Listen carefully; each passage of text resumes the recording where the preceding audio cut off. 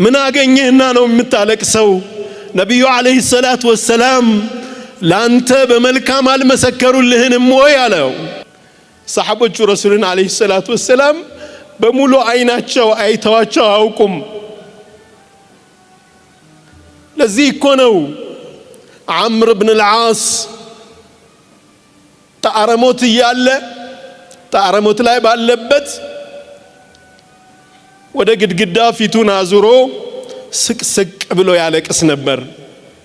ልጁ አብዱላህ ብን ዐምር ምነው አባቴ ምን አገኘህና ነው የምታለቅሰው?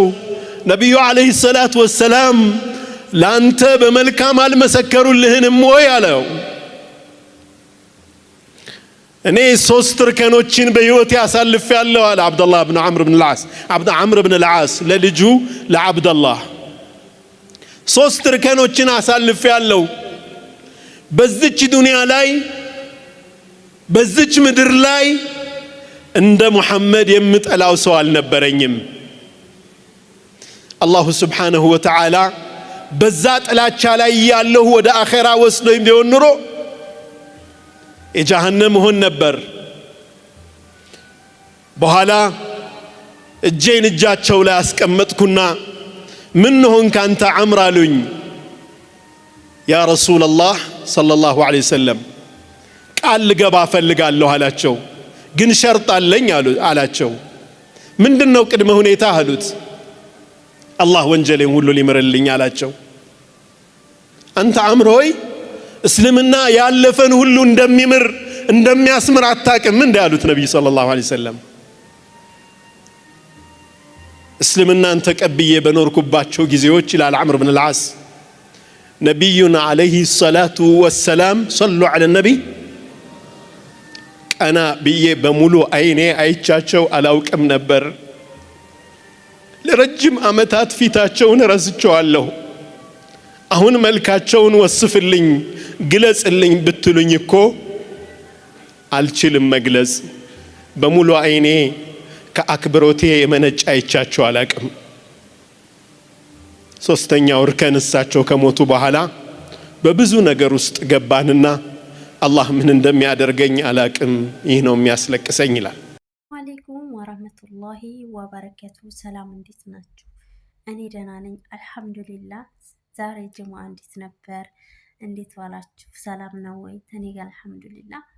ዛሬ ጅሙዓ በጧት ነበር አንዳንድ ምንግላችሁ ዛሬ አልሰራሁም ማለት ነው። የኔ ውዶች ደግሞ ለምን ታበረታቱኝ አመሰግናለሁ። አሁንም አበረታቱኝ፣ አሳድጉኝ። እወዳችኋለሁ። እና ጅሙዓ እንዴት ነበር? ስራ ሁሉ ሰላም ነው ወይ? እኔ ጋር አልሐምዱሊላህ። ባለንበት አላህ ሱብሓነሁ ወተዓላ ይጠብቀን። አላህ ከእናንተ ጋር ይሁን። ሁላችንም ያስብነውን ያለምነውን አላህ ያሳካልን። የሆዳችንን የሚያቆሱ ነውና እሱ ያሳካልን። በስደት ዓለም ላይ ወንዶቹም ሴቶቹም እንዲሁም ደግሞ በየመን ድንበር ላይ ያሉት በየጣሻው ላይ በሳውዲ እንገባለን ብለው በየባህሩ ላይ ያሉትን አላህ ይጠብቃቸው። ለሚመኙት አላህ ያሳካላቸው። ተመኙበት አላህ ያድርሳቸው ነው የምለው። ሁላችንም አላህ ሱብሓነሁ ወተዓላ ይጠብቀን። እናንተንም ደህና አላህ ያርጋችሁ። እና ዛሬ ለእናንተ የሚሆናል ያልኩትን ይዤላችሁ ብቅ ብያለሁ። እናንተ የሚጠበቀው ላይክ፣ ሰብስክራይብ ያደርጋችሁ አበረታቱኝ። ወዳችኋለሁ እና ደግሞ አሳድጉኝ ማለት ነው። ሶሊ አለ ነቢ ሶሊ አለ ረሱል ሰለላሁ ዐለይሂ ወሰለም። ኢንሻአላህ ሰላዋት እናብዛ። ዛሬ ጅሙዓ ነው። ሰላዋት እያበዛን ወደ ቪዲዮ ጋብዛችኋለሁ። አሰላሙ አለይኩም ወራህመቱላሂ ወበረካቱ። ሶሊ አለ ነቢ። መጀመሪያ እንግዲህ ያው አቡ ሃይደር ትልቅ ሰው ስለሆነ አቡ ሃይደር መጀመሪያ ይሄዳል። አቡ ሃይደር ቢስሚላህ ሲል ገና ቢስሚላህ ሲል እፎይ አሻሃዱን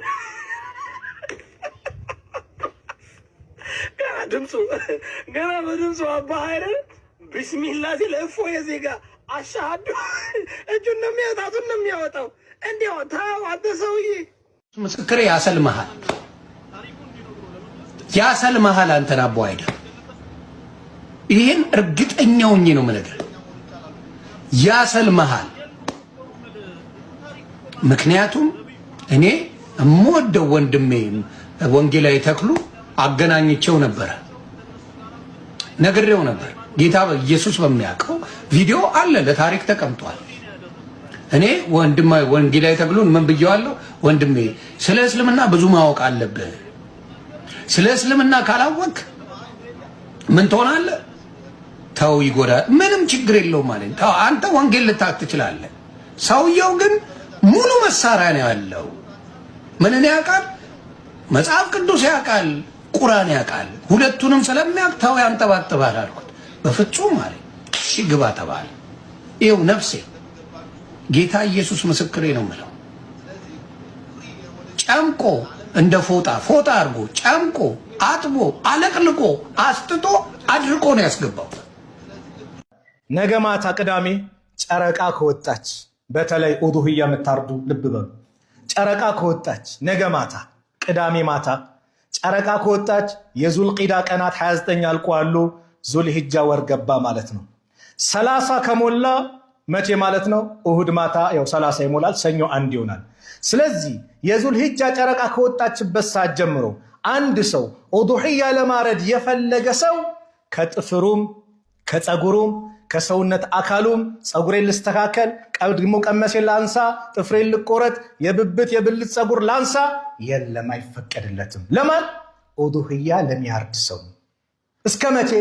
10 ቀኑን አልፎ ዒድ መጥቶ የዒድ ሰላት ሰግዶ ከተመለሰ በኋላ ኡዱህያውን ካረደ በኋላ የዛኔ ነው ጥፍሩንም ፀጉሩንም መቆረጥ የሚችለው። በጣም የማትሰግዱ ሰዎች ይህን መስማት አለባችሁ። እሺ ካፍር ብለን ፍርድ ከሰጠ ነው መጀመሪያ ያሉ ላ ትእከሉ ዘቢሐተ እሱ ያረደው አንበላም። ልብ በሉ። ገብረ ማርያም አንደ ማርያም ያረደው ክርስቲያን እንበላለን። የደሙ በቁርአን የተረጋገጠለት ነገር ነው። ሙሐመድ ሙስጠፋ ስሙ ግን የማይሰግድ ሰው ያረደው አንበላም። ይህ አንድ ነው። ኢዛ ማተ ላ ዩገሰል ከሞቴ አናጥበው፣ ወላ ዩከፈን እንደገና ከፈን አድርገን እንደ እስላሞቹ ከፈን አናደርግለትም። ወላ ዩሰላ ዐለይሂ እንደገና አንሰግድለትም። ጨርሶ የማይሰግድ ሰው አንሰግድለትም። ወላ ዩድፈን ፊ መቃብር ከላም ዑለማ ነው። የኔ አይደለም ወንድሞች፣ ዑለማዎቹ እነዛ የማይሰግድ ካፍር ነው ያሉ ውጤቱ ይህ ነው አሉ። ናም ወላ ዩድፈን ፊ መቃብር ልሙስሊሚን ወላ ዩድፈን ፊ መቃብር ነሳራ የክርስቲያኖችና የይሁዶች ቀብርም አንደፍነውም፣ በእስላም ቀብርም አንደፍነውም። ጠይም እናርገው እንዳይገማ በአንድ ምድረ በዳ ቆፍረን እንደ ወፍ እዛ እንቀብረዋለን አሉ። ጠይብ ከዛ በኋላስ ወላ የሪሱ ካፍር አባቱ ከሞተ አይወርስም ወይም አይወረስም። አይወርስም ካፍር አይወርስም አይወረስም። ወላ ነተረሐሙ ዐለይሂ አላሁመ እርሐም ሙስጠፋ አላሁመ እርሐም ሙሐመድ ብለን ዱዓ እናደርግለትም። ሊአነሁ ላ ዩሰሊ ፈሁወ ካፍር። ወላ ዩዘወጁ ሙስሊማ የማይሰግድ ከሆነ አንዲት እስላም ሚስት አንሰጠው። አዑዙ ቢላህ። ጠይብ ብዙ ሰዎች አሉ የማይሰግዱ ሙስሊማ ያገቡ። ይህ ነው እንግዲህ ይህ ነው ሕክሙ። ሙስሊማ አንሰጠውም። ጠይብ እነዚህ እስካሁን ድረስ የገለጽኩት እነዛ የማይሰግድ ሰው ካፍር ነው ያሉ ውጤቱ ይህ ነው። አዑዙ ቢላህ ሚነ ሸይጣን ረጂም። ያኒ ይህን ግንባሬ ለአላህ ጎንበስ ብዬ አለመስጠት ነው ይሁሉ ያመጣብኝ። አው ይሁሉ ያመጣበት እሱ ነው። ይህ በዱንያ ነው ወንድሞች። በአኺራ ሌላ ጉዳይ አለው። የአኺራ ጉዳት አላህ ብቻ፣ የአኺራ ቅጣት አላህ ሱብሓነሁ ወተዓላ የሚያውቀው። በዱንያ አሁን ያልኳችሁ ነው።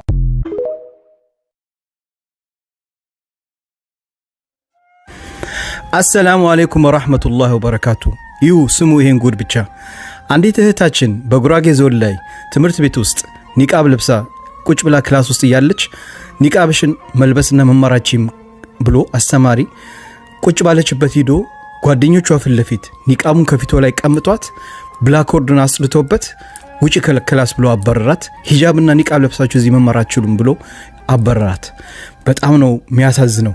በሂጃባ በኒቃባ መልበሷ ትምህርቷን መማር ማችል ከሆነ ፍትህ የታለ? ስለዚህ ለእህቶቼ በጉራጌ ዞን ላይ በኒቃባቸው በሂጃባቸው ምክንያት ከትምህርት ቤት እየተባረሩ ትምህርታቸውን እየተከለከሉ ስቃይ ለሚደርስባቸው በደል ለሚደርስባቸው እንዲቆም ፍትህ ጠይቃለሁ። በዚህ ጉዳይ ላይ የኢትዮጵያ መጅሊስ ሆን ብሎ ጉዳዩን አጣርቶ ቦታው ላይ ሄዶ ለእህቶቻችን ፍትህ እንዲጠይቅ እጠይቃለሁ። ፍትህ ለእህቶቻችን በሂጃብ ምክንያት ትምህርት ለሚከለከሉ። ነብዩ መሐመድ ሰለላሁ ዐለይሂ ወሰለም ሰዎች ችግር ሲከሰት መውጫ መንገድ ምንድነው ብለው ሲጠይቋቸው ሶስት ነገርን ተናገሩ። መጀመሪያ ምን አሉት ለጠየቃቸው ባልደረባቸው ምላስህን ሰብስብ ወይም ደግሞ ምላስህን ጠብቅ አሉ። ልቅ የሆኑና ማህበረሰብን የሚያውኩ መረጃዎችን ባለመልቀቅ ለማህበረሰቡ ተስፋ እንጂ ክፋት ያልሆነን ቃል ባለማውጣት ምላስህን ሰብስብ አሉት። ሁለተኛ ቤትህ ይብቃህ አሉት። ራስህን በቤትህ ሰብስበህ ከጉዳት ራስህን በመጠበቅ ለሌሎች ጥፋት ላለመሆን ጥረት በማድረግ ቤትህ ላይ ተጠበቅ አሉት። ሶስተኛው እንደ አማኝ ማህበረሰብ እኛን ይመለከታል። ለወንጀልህ ለኃጢአትህ አልቅስ አሉት።